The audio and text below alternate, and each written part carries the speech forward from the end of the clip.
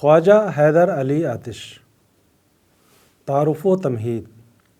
خواجہ حیدر علی آتش دبستان لکھنؤ کے ایک نمائندہ شاعر ہیں۔ وہ ایک ایسے دور میں فیض آباد سے لکھنؤ منتقل ہوئے جب لکھنؤ کو ایک دارالامان کی حیثیت حاصل تھی۔ آصف الدولہ جیسے شاعری اور فنون لطیفہ کے پرستار کا دور حکومت تھا۔ ہر طرف خوشحالی اور فالغ البالی تھی۔ ایسے ماحول میں ایک ایسی مصنوعی تہذیب نے فروغ پایا جو اندر سے کھوکھلی اور باہر سے چکا چوندھ کرنے والی تھی۔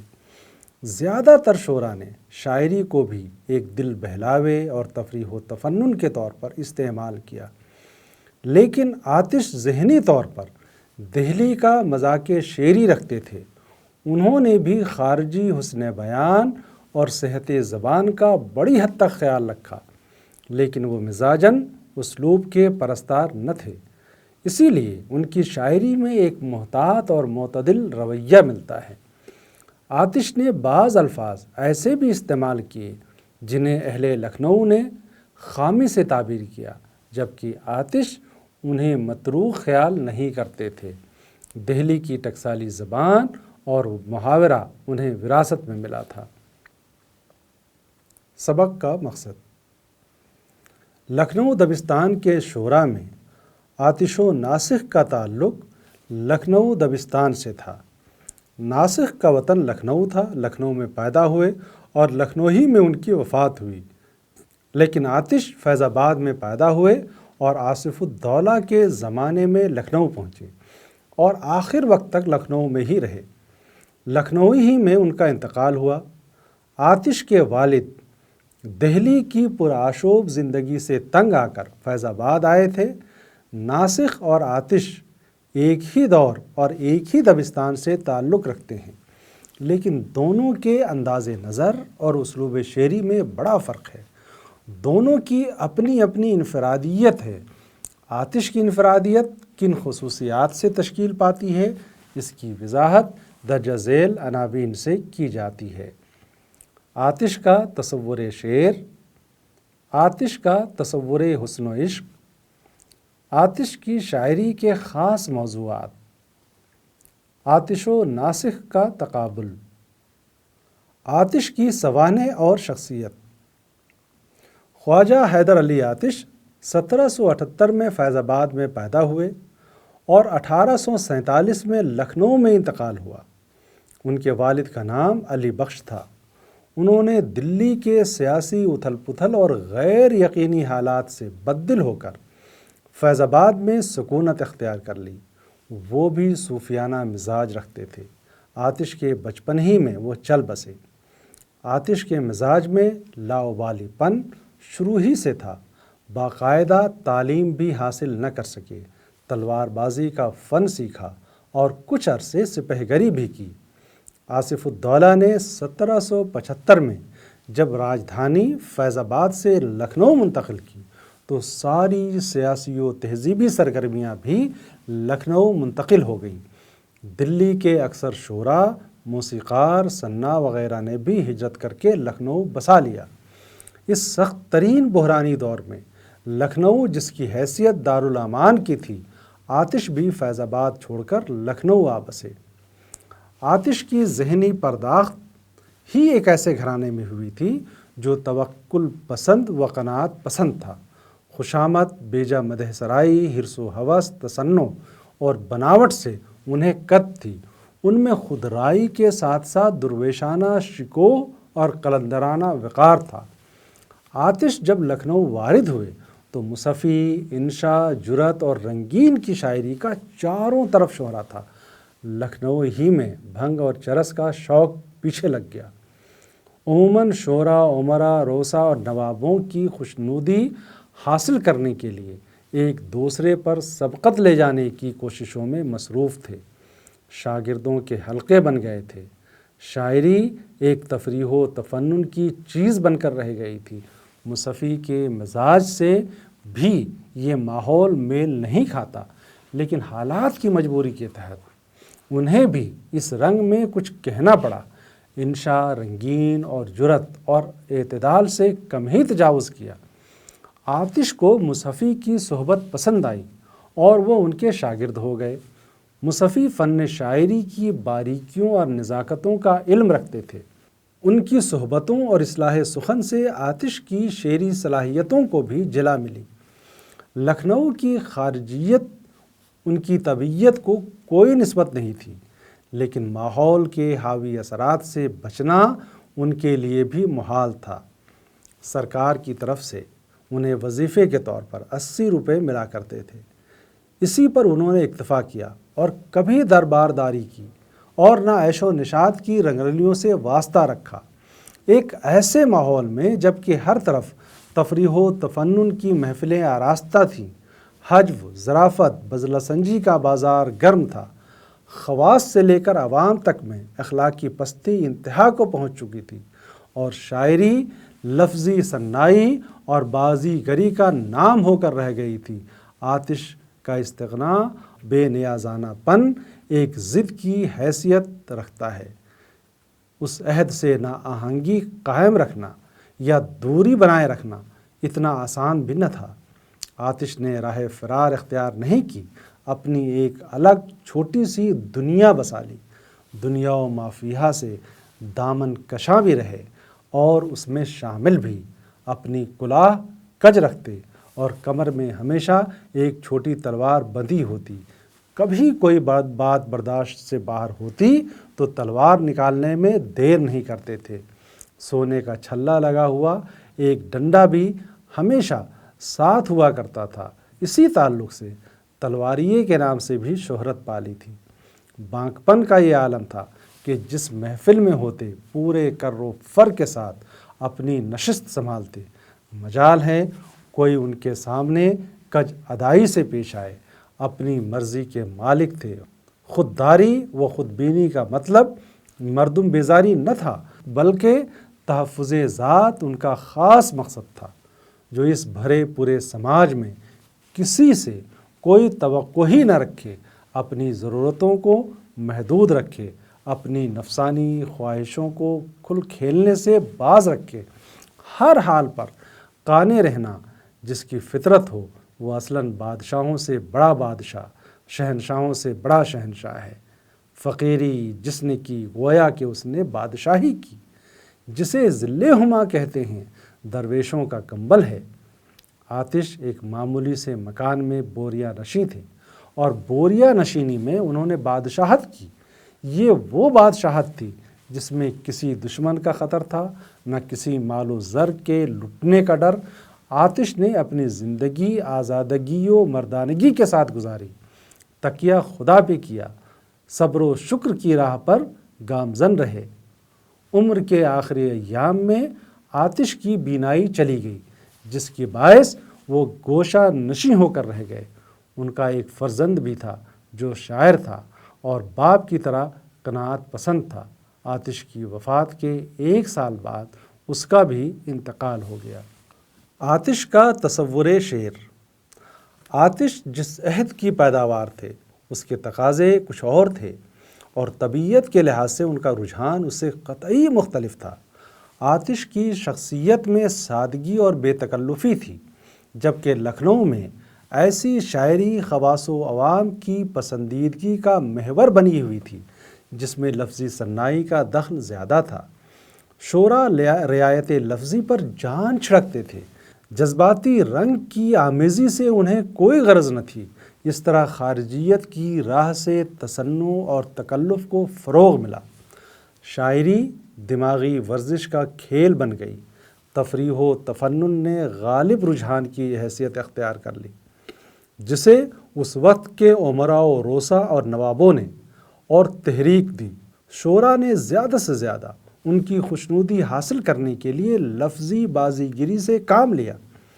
شاعری حد اعتدال سے نکل کر ابتذال کی حدوں کو چھونے لگی۔ ایسے حالات میں ریختی اور واسوخت کو فروغ ملا۔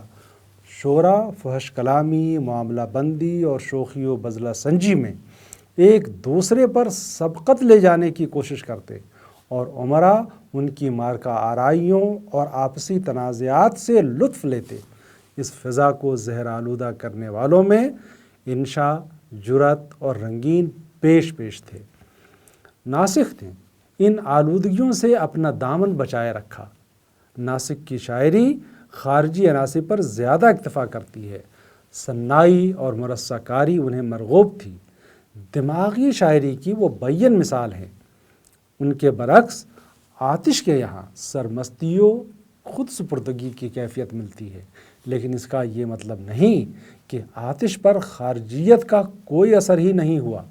ناسخ کی طرز جدید کی وہ تحریک جس کا اصرار مضمون بندی اور خیال آرائی کے علاوہ ترسیع کاری پر تھا، اس کا اثر آتش و مصفی پر بھی ہوا تھا۔ آتش کا درج ذیل شعر مشہور قطعہ ان کے اس ذہنی رجحان کا مظہر ہے۔ کھینچ دیتا ہے شبیہ یار کا خاکہ خیال، فکر رنگی کام اس پر کرتی ہے پرواز کا۔ بدش الفاظ جڑنے سے نگوں کے کم نہیں، شاعری بھی کام ہے آتش مرصع ساز کا۔ آتش کے کلام میں اس سطح کی ترسیع کاری تو کم ملتی ہے، لیکن زبان کی صفائی، بندشوں کی چستی اور پختگی بیان کی وہ صورت ضرور ملتی ہے جو ناسخ کے کلام کی بھی خصوصیت ہے۔ باوجود اس کے ناسخ کی مضمون بندی، فارسی تراکیب، فارسی لفظیات، مبالغہ اور رعایت لفظی کی صورتیں آتش کے یہاں کم ہیں۔ آتش کے یہاں جو جذباتی رنگ ملتا ہے، ناسخ کی شاعری میں اس کی بھی بے حد کمی ہے۔ غالباً اسی بنا پر غالب نے ایک خط میں یہ اشارہ کیا تھا کہ ناصر کے ہاں کمتر اور آتش کے ہاں بیشتر یہ تیز نشتر ہیں۔ آتش کے انتخاب الفاظ اور جذبات کے مظاہرے میں ان کی طرز تخیل کے دخل کے تعلق سے خلیل الرحمن اعظمی نے اس نقطے کی طرف خصوصی توجہ دی ہے کہ آتش کے یہاں کوئی خیال مجرد نہیں آتا، الفاظ کے ساتھ دماغ میں آتا ہے۔ سوچنے والے کا ظرف جتنا بلند ہوتا ہے، اسی لحاظ سے اور اسی راستے پر خیال آتے ہیں۔ ان کی پیدائش استعداد فکر کے لحاظ سے ہوتی ہے۔ در حقیقت لفظ محض لفظ کے طور پر یا صناعی کے جوہر دکھانے کے طور پر ان کے ذہن میں نہیں آتا، بلکہ وہ کسی خاص معنی، کسی خاص تصور، کسی خاص فکر کی نمائندگی کرتا ہے۔ آتش نے خود یہ دعویٰ کیا ہے کہ معنی کے شوق میں جو ہوا دل کو میل فکر، تصویر شعر بن گئے پتلے خیال کے۔ وہ لفظی بازیگری جو ان کے معاصرین کی ایک ذہنی عادت بن گئی تھی اور ارباب طرب کے لیے سامان عیش سے کم نہ تھی، آتش کو اس سے کوئی غرض نہ تھی۔ درج ذیل مثالوں میں آتش نے احساس و خیال کو مجرد خیال کے بجائے ٹھوس پیکروں میں نظم کیا ہے۔ پیکر آفرینی کے اس عمل میں جذب و احساس کی شدت کو بھی محسوس کیا جا سکتا ہے۔ مثلاً گلوں نے کپڑے پھاڑے ہیں قبائے یار پر کیا کیا، گلوں نے کپڑے پھاڑے ہیں قبائے یار پر کیا کیا، ہنا پس گئی ہے دستوں پائے یار پر کیا کیا۔ پیکر آفرینی کے عمل میں یہ شبیہ کاری اور بت سازی ہی نہیں، تصویر کاری کا فن بھی چھپا ہوا ہے۔ آتش کی تشبیہات میں ندرت اور دلاویزی ہے۔ پٹی پٹائی تشبیہات کا ان کے یہاں کم ہی گزر ہوتا ہے۔ تشبیہ کے عمل میں مشبہ اور مشبہ بہ اور وجہ شبہ تینوں مل کر کسی بھی خیال مجرد کو ٹھوس پیکر میں بدل دیتے ہیں اور ہمارے ذہن اور احساس کے تاروں میں حرکت سی پیدا کر دیتے ہیں۔ جہاں یہ کیفیت پیدا نہیں ہوتی، وہاں محض لفظ رہ جاتے ہیں۔ آتش کی تشبیہات میں محسوسات کا عمل انہیں تازہ دم رکھتا ہے۔ آتش نے اپنے صوفیانہ خیالات اور اخلاقی نکات بھی تشبیہ کے پیرائے میں بیان کرنے کی کوشش کی ہے۔ چونکہ تشبیہ کے عمل میں آتش نے حرف تشبیہ کا استعمال کم ہی کیا ہے، اس لیے ان کی پیکر سازی کی حدود استعارہ سازی سے جا ملتی ہے۔ یوں بھی استعارے میں تشبیہ چھپی ہوتی ہے، اس کے بغیر استعارے کا عمل بھی مکمل نہیں ہوتا۔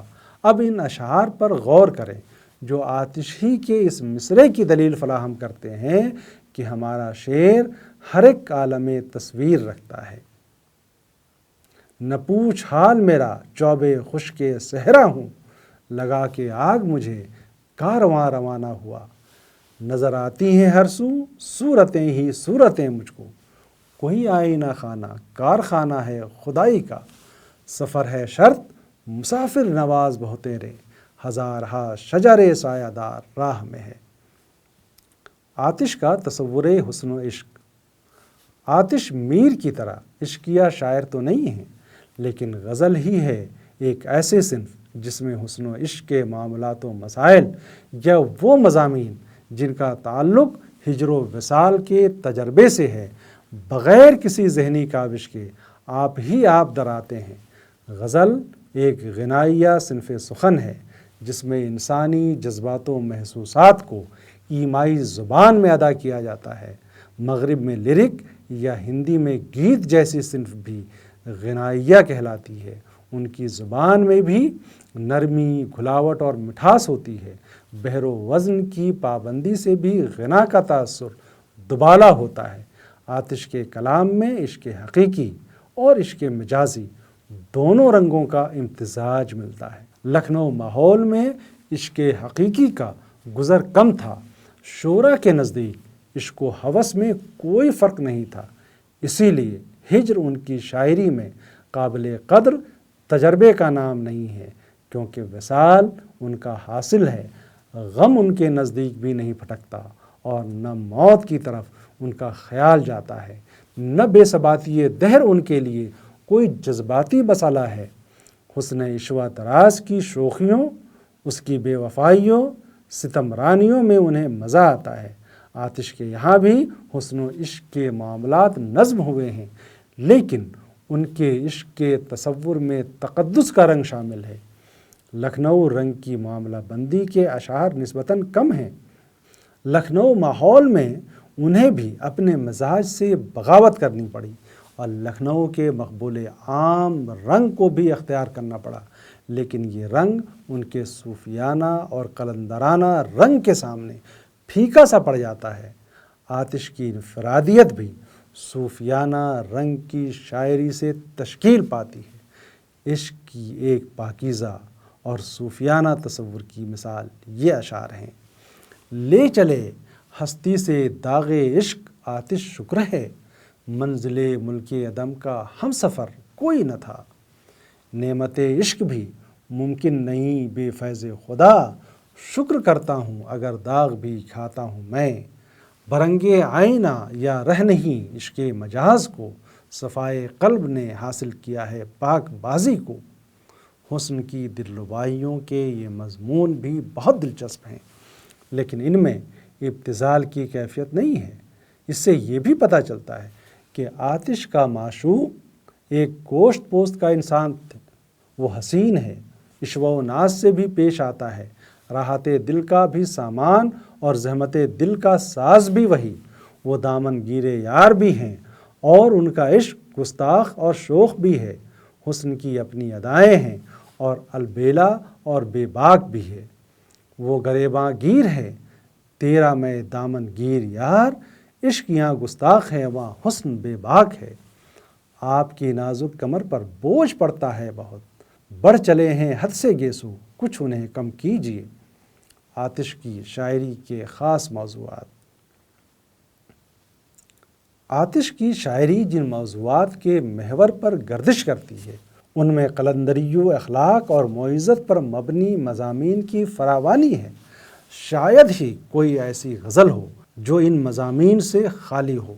حسن و عشق سے متعلق مضامین میں بھی ان کے اس حاوی رجحان استعارہ و کنایہ کے پردے میں چھپا ہوتا ہے۔ وہ مضامین جو انہی مضامین زمین سے برآمد ہوتے ہیں اور جو آتش کے نظریے مرگ و حیات کی طرف اشارہ کرتے ہیں، درج ذیل ہیں۔ بے اعتباری دنیا اور بے ثباتی دنیا کا مضمون۔ باغ عالم کے تماشے کا یہی حال ہے، لالا تھا داغ محبت جو میسر ہوتا۔ معلوم کچھ نہیں کہ چلے جاتے ہیں کہاں، ریگے رواں سے کم میری عمر رواں نہیں۔ اور اخلاقی پراگندگی اور شکوہ زمانہ کا مضمون، ہو گیا سلسلہ مہر و محبت برہم، نازنین بھول گئے ناز و ادا میرے بعد، شہر خوبا میں نہیں آتش مروت کا رواج، تشنہ لب مر جاؤں تو ممکن نہ ہو پانی مجھے، دوستوں سے اس قدر صدمے ہوئے ہیں جان پر، دل سے دشمن کی عداوت کا گلا جاتا رہا۔ اور تصور وحدت الوجود کا مضمون، جس طرف دیکھیے آتا ہے نظر وہ محبوب، جلوہ یار سے ہے عالم امکان آباد، کچھ نظر آیا نہ پھر جب تو نظر آیا مجھے، جس طرف دیکھا مقام ہو نظر آیا مجھے۔ اور حرص و ہوس کا مضمون، حرص دنیا حسن غارت گر کو رکھتی ہے خراب، بہر زر کرتے ہیں محبوبان سیم انداز رقص، آشنا ہوتے ہیں مفلس کے کہاں یہ لالچی، زر کی خواہش ان حسینوں کو ہے زیور سے غرض۔ عزلت نشینی اور استغنا کا مضمون، دروازہ بند رکھتے ہیں مثل حباب بحر، قفل درون خانہ ہیں اپنے مقام ہم، ترک دنیا سمجھ جواں مردی، نفرت اس پیر زن سے بہتر ہے۔ اور صفائی قلب کا مضمون، سینہ صافی سے ہے آئینے کو رتبہ حاصل، جیسا ہوئے کوئی ویسا نظر آتا ہوں میں، صفائے قلب سے ہوتا ہے روشن اس آئینے کو ہے مطلوب صورت۔ آزادگی و مردانگی کا مضمون، کام ہمت سے جواں مرد اگر لیتا ہے، سانپ کو مار کے گنجینہ زر لیتا ہے، پاپوش ہم نے ماری ہے دستار و تاج پر، سودائے زلف یار میں رہتے ہیں سر کھلے۔ پیری کا مضمون، پیری سے میرا نوع دیگر حال ہوا ہے، وہ قد جو الف سا تھا سو دال ہوا ہے، پیری میں رہا روشنی یہ فکر سے عالم، خورشید لب بام چراغ سحری کا۔ قلندریو وسیع المشربی کا مضمون، طبل و علم نہ پاس ہے اپنے نہ ملک و مال، ہم سے خلاف ہو کر زمانہ کرے گا کیا، مسند شاہی کی حسرت ہم فقیروں کو نہیں، فرش ہے گھر میں ہمارے چادر مہتاب کا، آتش ہمیشہ عشق حقیقی کے نشے میں سرشار رہتے ہیں، اسی سرشاری نے ان کے لہجے میں سرمستی کی کیفیت پیدا کی، ان کی سب سے بڑی پناہ گاہ ان کا باطن ہے، خارج کی دنیا کی آلودگیوں کا جہاں گزر نہیں ہے، کہیں کہیں رقص کی کیفیت کا بھی احساس ہوتا ہے، جیسے عالم وجد میں ان کی زبان سے یہ اشعار ادا ہو رہے ہیں۔ آتش و ناسک کی شاعری کا تقابل، خواجہ حیدر علی آتش لکھنؤ دبستان کے نمائندہ شاعر ہیں، تاریخ ادب میں ان کا نام ناسک کے ساتھ لیا جاتا ہے، اور زندگی کے تئیں ہی ان کے انداز نظر میں فرق نہیں، دونوں کا نظریہ فن بھی ایک دوسرے سے مختلف ہے۔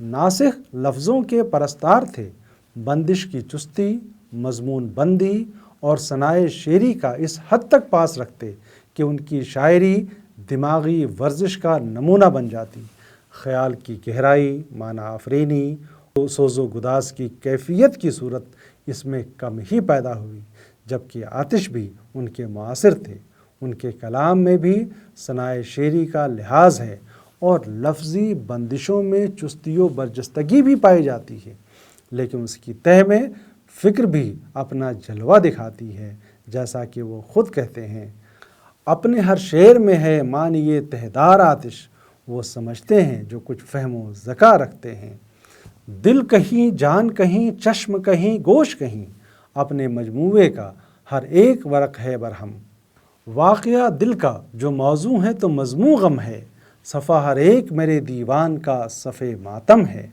ناسک کے ہاں اس طرح کی غم انگیزی کی کیفیت سے ہم کم ہی دوچار ہوتے ہیں۔